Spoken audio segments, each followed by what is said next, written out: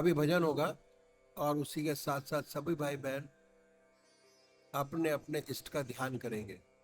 ज्ञान गुरु दीजिए, देवन के देवा हो। चरण कमल बिसरूं नहीं, करहूं पद सेवा हो। तीरथ बरत ना मैं करूं, देवल ना पूजूं को। मनसा वाचा कर्मणा मेरे और ना दूजा हो। सुख संपत्ति परिवार धन, सुंदर वर नारी हो। सपने हुई इच्छा ये ना करूं, गुरुआन तुम्हारी हो। इस दास की विनती समरथ सुन लीजिए प्रभुआ। दर्शन देहु पट खोलिए,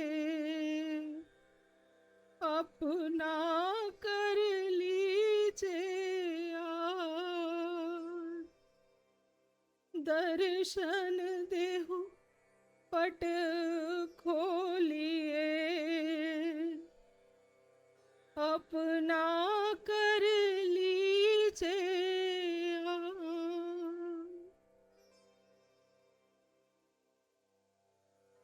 सांसें भी तेरी, धड़कन भी तेरी, सांसें भी तेरी, धड़कन भी तेरी। सारा ये जीवन तुम्हारा, सबकी नैया का तू ही किनारा। सबकी नैया का तू ही किनारा। सांसें भी तेरी, धड़कन भी तेरी। सारा ये जीवन तुम्हारा, सबकी नैया का तू ही किनारा। सबकी नैया का तू ही किनारा। बिन तेरे गुरुवर कुछ भी नहीं हम, बिन तेरे गुरुवर कुछ भी नहीं हम। बिन तेरे होना गुजारा, सबकी नैया का तू ही किनारा। सबकी नैया का तू ही किनारा। जैसे के प्यासी सूखी जमी पर, शीतल सी बूंदे उबर से। जैसे के प्यासी सूखी जमी पर, शीतल सी बूंदे उबर से। माया की अग्नि से घायल रहमत ये तेरी उम्र से, माया की अग्नि से घायल हृदय पे, रहमत ही तेरी उम्र से, दुनिया से हारे भटके हुओं का तूने ही जीवन संवारा, सबकी नैया का तू ही किनारा, सबकी नैया का तू ही किनारा। सांसें भी तेरी, धड़कन भी तेरी, सारा ये जीवन तुम्हारा, सबकी नैया का तू ही किनारा, सबकी नैया का तू ही किनारा। बिन तेरे गुरुवर कुछ भी नहीं हम, बिन तेरे होना गुजारा, सबकी नैया का तू ही किनारा, सबकी नैया का तू ही किनारा। जीवन की नैया तेरे हवाले, तू ही है माझी हमारा, जीवन की नैया तेरे हवाले, तू ही है माझी हमारा। आँखों से आंसू चुने तूने सबके, जिसने भी तुझको पुकारा, आँखों से आंसू चुने तूने सबके, जिसने भी तुझको पुकारा, जिसने भी सौंपी ममता अहमता, जिसको भी तूने उबारा, सबकी नैया का तू ही किनारा, सबकी नैया का तू ही किनारा। सांसें भी तेरी, धड़कन भी तेरी, सारा ये जीवन तुम्हारा, सबकी नैया का तू ही किनारा, सबकी नैया का तू ही किनारा। बिन तेरे गुरुवर कुछ भी नहीं हम, बिन तेरे होना गुजारा, सबकी नैया का तू ही किनारा, सबकी नैया का तू ही किनारा। पूज्य माता और बंधुओं, एक बार एक डॉक्टर ने प्रश्न किया कि पूजा का क्या फायदा। ये तो बेकार लोगों का काम है, जिनके पास कोई काम नहीं, माला लेकर बैठ जाइए, आधा घंटा सुबह बर्बाद करें, आधा घंटा शाम को बर्बाद करें। लेकिन जिनके पास काम है वो तो काम करें, और कर्म भी पूजा है। ज्यादातर लोग मानते हैं कि कर्म पूजा, लेकिन हमके पास पान है वो तो काम करे। हम लोग तो डॉक्टर है, आधा घंटे में बहुत सारे मरीज बच सकते हैं। अगर पूजा में बैठ गए तो क्या फायदा। ईश्वर को किसने देखा है? क्या पता है कि नहीं है? परमात्मा है, भगवान है कि नहीं, इस चक्कर में क्यों फंसा जाए। अपना सीधा सीधा काम करें, जन सेवा करें। ऐसा प्रश्न उस डॉक्टर ने किया, और ये अक्सर होता है। मेरे सीएमडी ने भी मेरे से ये प्रश्न किया कि हम तो कर्म योगी हैं, काम ही हमारा योग है। इस सेवक ने प्रश्न किया, और वो ये था कि आप सोते क्यों हैं? उस समय ना खाते हैं ना कुछ पीते हैं, रात में भी काम करें और दिन में भी काम करें, खूब कमाएं, क्यों समय बर्बाद किया जाए। वह चकरा गए, बोले कि आप क्या कह रहे हैं? अगर हम सोएंगे नहीं तो बीमार पड़ जाएंगे। ज्यादा से ज्यादा महीने 2 महीने चलेगा, और अधिक नहीं चल पाएगा। हम तो डॉक्टर लोग हैं, जिन्हें नींद नहीं आती उन्हें गोलियां देकर सुलाते हैं। इस सेवक ने पूछा कि गोली देकर क्यों सुलाते हो, क्यों जरूरी है? उत्तर मिला, उसे रेस्ट नहीं मिलेगा।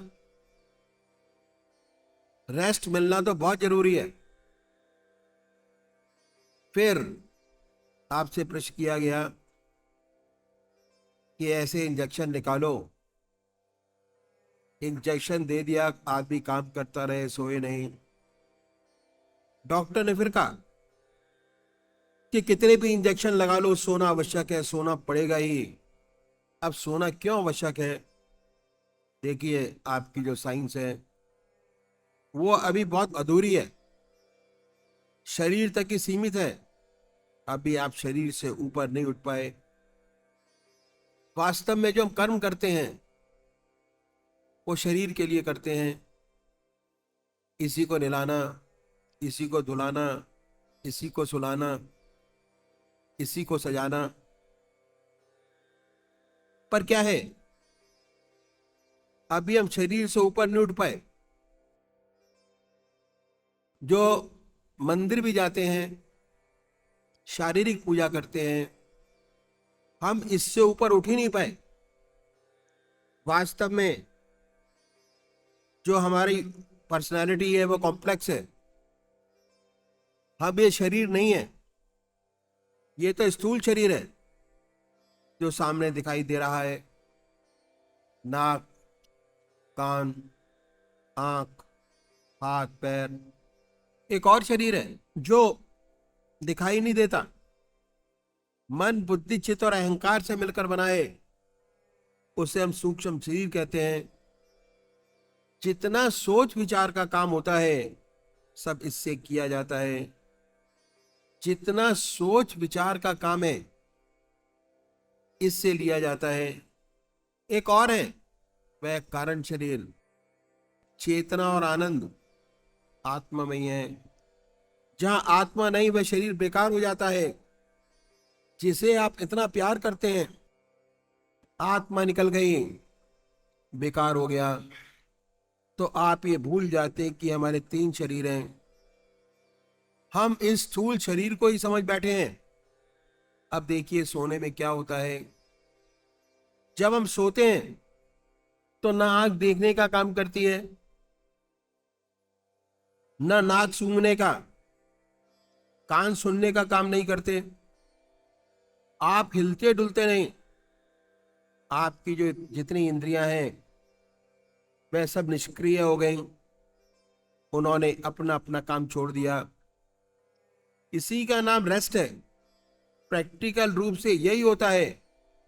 जब ये इंद्रियां निष्क्रिय हो गई तो इसका आधार है मन। ये मन में सिमट गई। इनको ताकत मन से मिलती है, दूध से नहीं मिलती, खाने से नहीं मिलती, इंजेक्शन से नहीं मिलती, मन से मिलती है। इंद्रियां जितनी सिमट गई मन में, और जब आप सुबह उठे बिल्कुल प्रफुल्लित नजर आते हैं, काम करने की आपके अंदर शक्ति है, ताकत है। और अगर सोए नहीं तो दिन भर जम्बाई लेते रहेंगे, कुछ काम नहीं होगा। तो सोना बहुत जरूरी है। इसलिए हमने देखा कि शरीर को सुलाना, रेस्ट देना बहुत आवश्यक है। ऐसे ही ये हमारा सूक्ष्म शरीर है जिससे हम सोच विचार का काम करते हैं, इसे भी नींद देना बहुत आवश्यक है।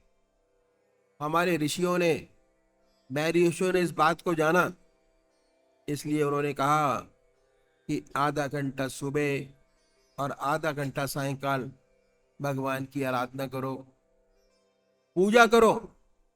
परमात्मा की आराधना करोगे तो परमात्मा में आपका चित्त एकाग्र होगा, चित्त निरोधक स्थिति पैदा होगी और अपने आप आ जाएगी। मन विचार शून्य हो जाएगा।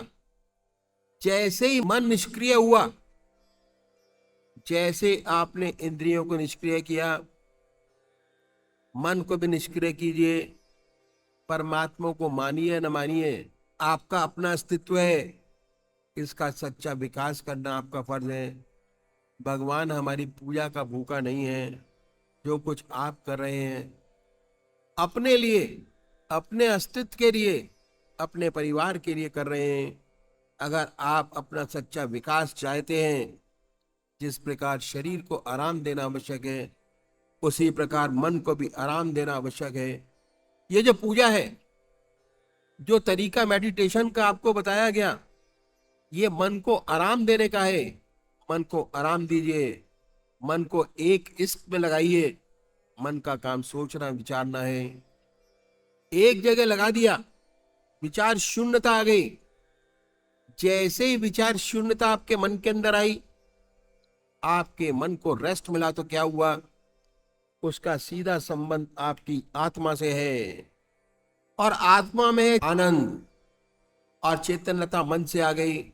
उसके बाद आप कितना हल्का फुल्का महसूस करेंगे, कितनी शांति अनुभव होगी और कितना आनंद मिलेगा। ये अनुभव का विषय है। इसके बाद सुंदर सुंदर विचार पैदा होते हैं, ऐसी समस्याएं हल होती हैं जो सारी जिंदगी कभी हल ना हुई हो। ऐसी ऊंची शक्ति प्राप्त होती है और फिर सच्चे मनुष्य के भाव पैदा होते हैं। अपना सच्चा ज्ञान प्राप्त होने लगता है। धीरे धीरे आप जान जाते हैं कि आप क्या हैं। और जब ये मैं अनुभव हुआ कि हम क्या हैं, हमें अपना वास्तविक रूप नजर आता है कि हम कोई गैर नहीं, सभी हम हैं। जितने ऊंचे संत हुए, उनका अंतिम निष्कर्ष यही रहा। महात्मा तुलसीदास जी ने कहा, जड़ चेतन जग जीव जगत सकल राम में जान। सूरदास जी को हर प्राणी में, पशु में, लता में, वृक्षों में भगवान कृष्ण नजर आते थे। ईसा ने कहा कि अपने पड़ोसी को भी उतनी अपनी आत्मा की तरह प्यार करो। लेकिन ये जब तक नहीं हो सकता जब हमें यह अनुभव ना हो कि हम सब एक ही हैं।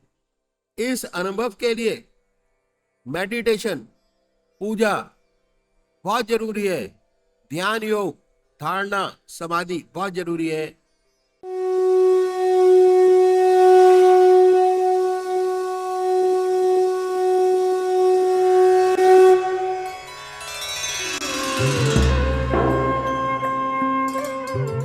ध्यान योग के कार्यक्रम आनंद योग से निशुल्क जुड़ने के लिए संपर्क करें 9810239677।